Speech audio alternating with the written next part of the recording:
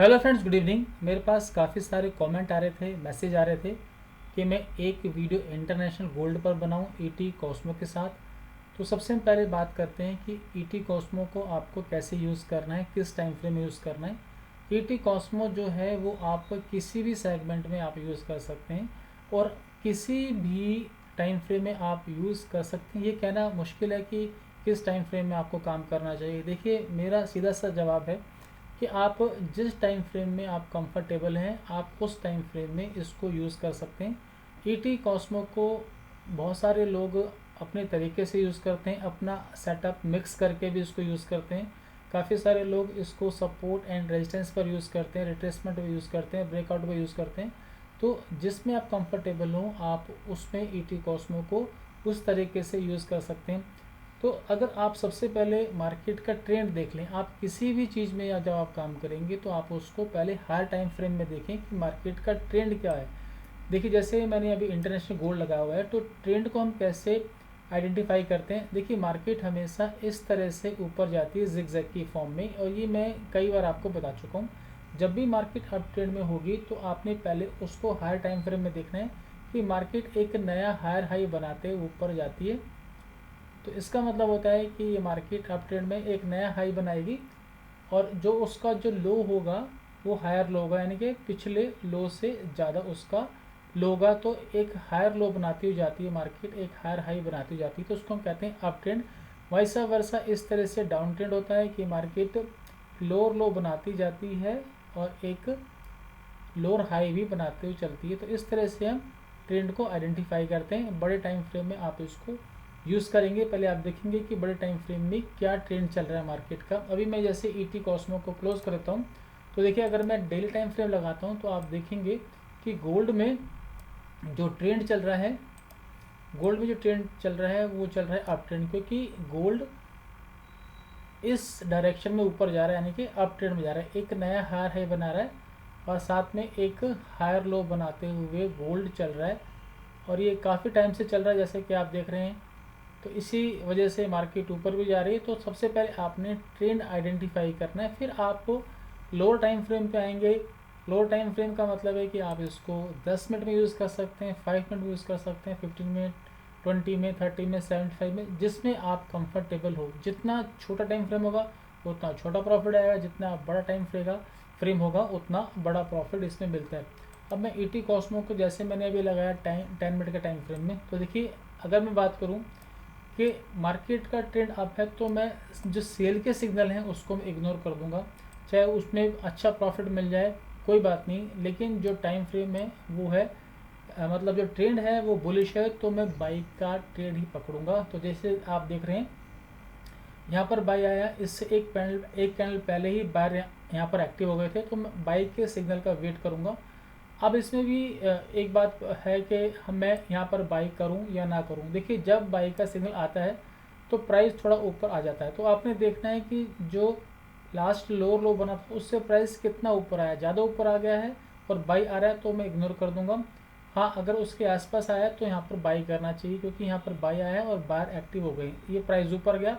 और हमेशा market zigzag की फॉर्म में ऊपर जाती है। हमेशा मार्केट, ऐसा नहीं है कि मार्केट 90 डिग्री पर ऊपर जाएगी। मार्केट हमेशा, मार्केट का ये दस्तूर है कि मार्केट जिगजैग की फॉर्म में ऊपर या नीचे जाती है। अभी देखो, जब प्राइस यहाँ से ऊपर गया तो आपने यहाँ पे एंट्री आ गई, बायर एक्टिव है और यहाँ पे बाय आ गया, प्राइस गया और फिर यहाँ से रिट्रेसमेंट आती है। तो आप, क्योंकि यहाँ पे प्रॉफिट बुकिंग आएगी तो आप अपना प्रॉफिट यहाँ पे बुक कर सकते हैं। काफ़ी लोग पूछते हैं स्टॉप लॉस कहाँ पे लगाएं। देखिए, जितना आप एस सेल यानी कि लॉस बियर कर सकते हैं वो अपना स्टॉप लॉस लगाएं। वैसे अगर यहाँ पर आपने बाई किया है तो यहाँ पर आपका कहीं आसपास स्विंग लो के आसपास आपका एस सेल होना चाहिए। अगर ये भी ज़्यादा लग रहा है तो आप यहाँ पर अगर बाई किया है तो एक दो कैंडल पहले आप अपना ऐसे लगाएंगे और टारगेट अपने अकॉर्डिंग जितना प्रॉफिट आप ले सकते हैं, जहाँ तक आप रुक सकते हैं उतना आप टारगेट रखेंगे। इसके बाद देखेंगे कि प्राइस रिट्रेसमेंट के बाद आप देखेंगे यहाँ पर बायर एक्टिव हुए हैं और फिर प्राइस ऊपर गया और फिर मार्केट में रिट्रेसमेंट आ गई है। और यहाँ पर आप देखेंगे कि जब भी बायर एक्टिव होंगे रिट्रेसमेंट के बाद तो उस कैंडल का हाई कटने पे आपने ट्रेड लेना, नेक्स्ट कैंडल पर नहीं लेना, हाई कटने पे ट्रेड लेना। जैसे यहाँ पर रिट्रेसमेंट हुई है लेकिन इसका हाई ब्रेक नहीं हुआ तो आपकी यहाँ पर एंट्री नहीं आती है। इसके बाद फिर ये सेल का सिग्नल आ गया तो आपको, क्योंकि हाई टाइम फ्रेम में ट्रेंड अप है तो आप इसको इग्नोर कर देंगे, क्योंकि ट्रेंड के साथ चलेंगे तो एसएल के चांस बहुत कम हो जाते हैं। और आप हमेशा एसएल लगा के चलना, क्योंकि ये मार्केट है, ये किसी की नहीं होती है। आपको स्टॉप लॉस हमेशा मेंटेन करके चलेंगे, क्योंकि पता नहीं कब मार्केट में कोई न्यूज़ आ जाती है। और गोल्ड वैसे भी आजकल बहुत वोलेटाइल है, तो अपना एसएल मेंटेन करके चलना। तो जैसा भी मैंने टाइम फ्रेम में दिखाया, 10 मिनट के टाइम फ्रेम में दिखाया। अभी देखिए यहाँ पर मैं सेल क्यों नहीं करूँगा कि मार्केट ने यहाँ पर हाई बनाया और यहाँ पर सेल का सिग्नल आ रहा है और फिर मेरी एंट्री यहाँ पे आती है जो कि काफ़ी दूर हो गई है, तो मुझे यहाँ पे इसको इग्नोर करना चाहिए। वैसे भी ट्रेंड पॉजिटिव है तो इसमें हम ट्रेड नहीं करेंगे। अब इसके बाद जब भी बाई का सिग्नल आएगा तो हम यहाँ पर बाई करेंगे, क्योंकि हाई टाइम फ्रेम में जो है जो ट्रेंड है वो पॉजिटिव है। इससे पहले मैं दिखाता हूँ कि बाई कहाँ पर आया था। आप देखिए यहाँ पर बाई आया था, यहाँ पर बाई आया था और बायर पहले ही एक्टिव हो गए थे। तो फिर आपने क्या करना है, इसका हाई ब्रेक होने पे या इसके बाद बाय एक्टिव होते हैं उसका हाई ब्रेक होने पे काम करेंगे। और स्विंग जो लो है बहुत नज़दीक है तो ये बाई परफेक्ट है, आपने यहाँ पर बाई करना है।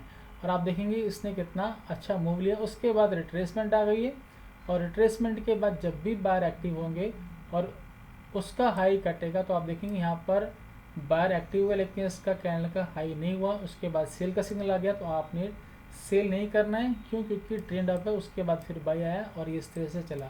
मैं थोड़ा और दिखाता हूँ।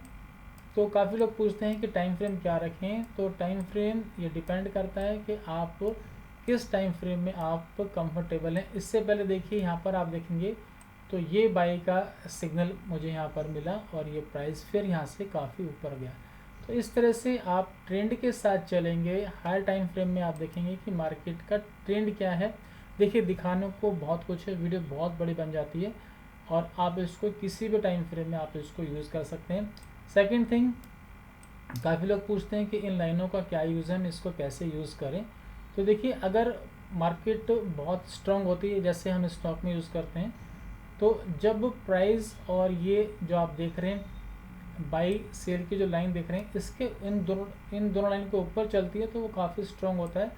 और जब बाई का सिग्नल आता है, जैसे सपोज को बाई का सिग्नल आया, इसके बाद प्राइस ऊपर गया और फिर रिट्रेसमेंट आता है तो ये सपोर्ट का काम करता है। वाइस वर्सा ये रेजिस्टेंस का भी काम करता है। जैसे मैं आपको दिखाता हूँ यहाँ पर कि सेल का सिग्नल आया, लेकिन हम यहाँ पे सेल नहीं करेंगे क्योंकि इसका ट्रेंड अप चल रहा है। सेल का सिग्नल आया, उसके बाद ये रिट्रेस हुआ तो यहाँ पर ये रेजिस्टेंस की काम करेगा। इसके यहाँ पे सेल एक्टिव हुए, प्राइस नीचे आया, लेकिन आपने करना नहीं है क्योंकि ट्रेंड जो है आप हाँ अगर आप रिस्क लेना चाहते हैं, करना चाहते हैं तो यहाँ पे अपना एसएल मेंटेन करके आप इस ट्रेड को ले सकते हैं। ये भी इसमें भी प्रॉफिट मिला, भले ही प्रॉफिट मिले कोई बात नहीं है, लेकिन ट्रेंड के साथ चलेंगे अच्छा प्रॉफिट मिलेगा, जल्दी प्रॉफिट मिलेगा और स्टॉप लॉस के चांस बहुत कम हो जाते हैं। और गोल्ड पे मैं और भी वीडियो बना दूंगा बाद में। और काफ़ी लोग क्रिप्टो पे भी कह रहे थे, तो क्योंकि आजकल जो है मैं आपको दिखाता हूँ बीटीसी बिटकॉइन अभी दिसंबर का लास्ट चल रहा है और जो फॉरनर उसमें होते हैं वो बहुत कम काम करते हैं क्योंकि क्रिसमस आने वाला है, न्यू ईयर आने वाला है। तो आप देख सकते हैं कि इसमें क्रिप्टो में कैसी मूवमेंट है, मूवमेंट ही बड़ी अजीब सी मूवमेंट है, बहुत स्टक होके प्राइस चल रहा है। तो अभी क्रिप्टो में आप काम ना करें, क्योंकि हाँ बीटीसी में तो नहीं चल रहा है ये, लेकिन बाकी जो और क्रिप्टो करेंसी है जैसे मैंने अभी लगाया बीएनबी, तो आप इसका ट्रेंड देख के आप काम कर सकते हैं। मैं आपको थोड़ा सा ऐसे दिखा देता हूँ कि इसमें भी क्रिप्टो में भी ये बहुत अच्छे से वर्क करता है। तो कहने का मतलब है कि पहले आप हाई टाइम फ्रेम में देखें कि मार्केट का ट्रेंड क्या है, ऐसी स्टॉक में देखें, ऐसी कमोडिटी में देखें या करेंसी में देखें। तो जिस चीज़ में भी आप कर रहे हैं इसको पहले ट्रेंड देखें, ट्रेंड के बाद फिर आप छोटे टाइम फ्रेम में आप इसको इस तरह से यूज़ कर सकते हैं। तो इस वीडियो में इतना ही, बहुत बहुत धन्यवाद।